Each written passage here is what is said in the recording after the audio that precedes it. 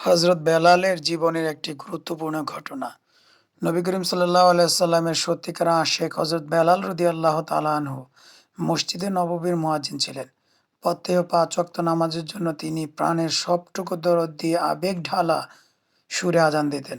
অথচ ইনি সে বেলাল যাকে উমাইয়া ইবনে খালফ তার ইসলাম গ্রহণের কথা জানতে পেরে তাকে ইসলাম ত্যাগ করার জন্য জোর করতে থাকেন এবং তাতে ব্যর্থ হয়ে তার উপর অমানবিক নির্যাতন শুরু করেন। উমাইয়ার নির্দেশে বিলালকে মরুভূমির উত্তপ্ত বালিতে শুইয়ে রাখা হতো এবং তার বুকের উপর একটি বড় আকারের ভারী পাথর রেখে দেয়া হতো, যে কারণে সে সময় তার নিঃশ্বাস প্রায় বন্ধ হয়ে যেত। এরপরেও সে ইসলাম ত্যাগ করতে অস্বীকৃতি জানালে উক্ত পাথরের উপর একজন মানুষকে উঠিয়ে তাকে লাফাতে বলা হতো।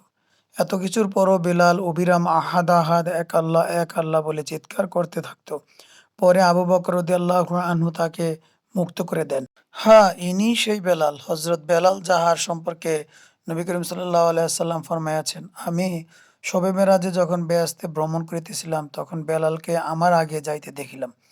তখন আমি তাহাকে জিজ্ঞেস করিলাম, হে বেলাল, তুমি দুনিয়ায় কোন আমল করিয়া থাকো, যার বরকতে আজ তোমাকে আমার আগে আগে চলিতে দেখিতেছি? তদুত্তরে বেলাল রাদিয়াল্লাহু আনহু বলিলেন, ২ রাকাত তাহিয়াতুল ওযুর নামাজের বরকতে। তবে কি হযরত বেলাল নবী করিম সাল্লাল্লাহু আলাইহি সাল্লামের চেয়েও উন্নত মর্যাদার অধিকারী হইয়াছিলেন? না, এটা একদমই নয়। উলামায়ে কেরাম বলেন, শবে মেরাজে হযরত বেলাল রাদিয়াল্লাহু আনহু নবী সাল্লাল্লাহু আলাইহি সাল্লাম আগে চলাটা মকদুমের আগে খাদেমের অর্থাৎ মনিবের আগে খাদেমের চলা ছিল। তাতে খাদেমের মর্যাদা মনিবের চেয়ে বাড়িয়া যায় না। হযরত বেলাল রাদিয়াল্লাহু আনহু ছিলেন হাবস বা আবিসিনিয়ার অধিবাসী, একজন অনারব। সেজন্য আরবীয় অক্ষরের সঠিক উচ্চারণ তাহার পক্ষে সম্ভব হতো না এবং তিনি আজান দেওয়ার সময় আশহাদু শব্দকে আশহাদু বলিতেন। আজানের মধ্যে এই শব্দ সঠিক উচ্চারিত না হওয়ায় কয়েকজন সাহাবী একদা নবী করিম সাল্লাল্লাহু আলাইহি সাল্লামের খেদমতে আরজ করিলেন, ইয়া রাসূলুল্লাহ, হযরত বেলালের আজান শুনিয়া কাফেরগণ ঠাট্টা বিদ্রূপ করিয়া বলে যে, মুহাম্মদ সাল্লাল্লাহু আলাইহি সাল্লাম এমন কতগুলো জাহেল লোককে একত্রিত করিয়া মুসলমান বানাইয়াছেন, যাহাদের আরবি উচ্চারণ শুদ্ধ নয়। এইসব বিদ্রূপের কারণে আমাদের লজ্জাবোধ হয়। তাই আমাদের আরজ হযরত বেলালকে মুয়াজ্জিন পদ হতে অপসারিত করিয়া তদস্থলে অপর কোন যোগ্য ব্যক্তিকে নিয়োগ করুন। হযরত নবী সাল্লাল্লাহু আলাইহি সাল্লাম বললেন, বেশ, তোমাদের যাহা অভিমত তাহাই হোক। অতঃপর হযরত বেলালকে বাদ দিয়ে অপর একজনকে মুয়াজ্জিন নিয়োগ করা হইল। আর এদিকে সারা রাত ধরে হযরত বেলালের কান্না আর থামেনি।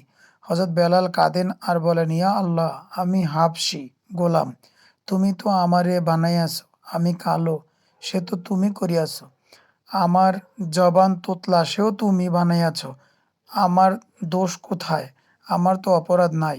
হযরত বেলালের রোনাজারিতে আল্লাহ তাআলার রহমতের দরিয়া উতলাইয়া উঠিল। এদিকে নতুন মুয়াজ্জিন মাত্র ১ ওয়াক্ত নামাজের আজান দিয়াছিলেন। উহার পরক্ষণেই আল্লাহ তাআলা তরফ হইতে হযরত নবী সাল্লাল্লাহু আলাইহি সাল্লামের সকালে ফেরেশতা আসিয়া বলিলেন, আজ কি হইয়াছে? মসজিদে আজান দেওয়া হয় নাই কেন? উত্তরে আমার নবী সাল্লাল্লাহু আলাইহি সাল্লাম বলেন, আজান তো আজ খুব জোরে সোরে ও মহা অনারম্ভে দেওয়া হইয়াছে। তাহাতে মুসল্লিগণও খুব আনন্দিত হইয়াছে এবং আজানের ধ্বনিতে শয়তান ভাগিয়া গিয়াছে। হাদিস শরীফে আছে, আজানের আওয়াজ যতদূর পর্যন্ত পৌঁছায় সেই এলাকায় শয়তান আসিতে পারে না এবং আজানের ধ্বনি শুনিলে শয়তান পালাইয়া যায়। নবী সাল্লাল্লাহু আলাইহি সাল্লামের উক্ত জবাব শুনিয়া ফেরেশতা পুনরায় বলিলেন, হযরত বেলাল যখন আজান দেন তখন আজানের আওয়াজ আরশে মুআল্লা পর্যন্ত পৌঁছিয়া যায়, আর খোদা আল্লাহ তাআলা ফেরেশতাদের সঙ্গে লইয়া আগ্রহের সহিত শুনিয়া থাকেন। যেহেতু আজ হযরত বেলালের আজানের ধ্বনি শোনা যায় নাই, সেজন্য আল্লাহ তাআলা জানিতে চাহিয়াছেন যে আজ কি মসজিদে আজান দেওয়া হয় নাই?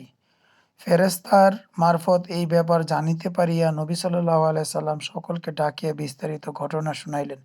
অতঃপর পুনরায় হযরত বেলাল মসজিদে নববীর মুয়াজ্জিন পদে বহাল হইলেন এবং শেষ পর্যন্ত এই মহান দায়িত্ব পালন করে গেছেন।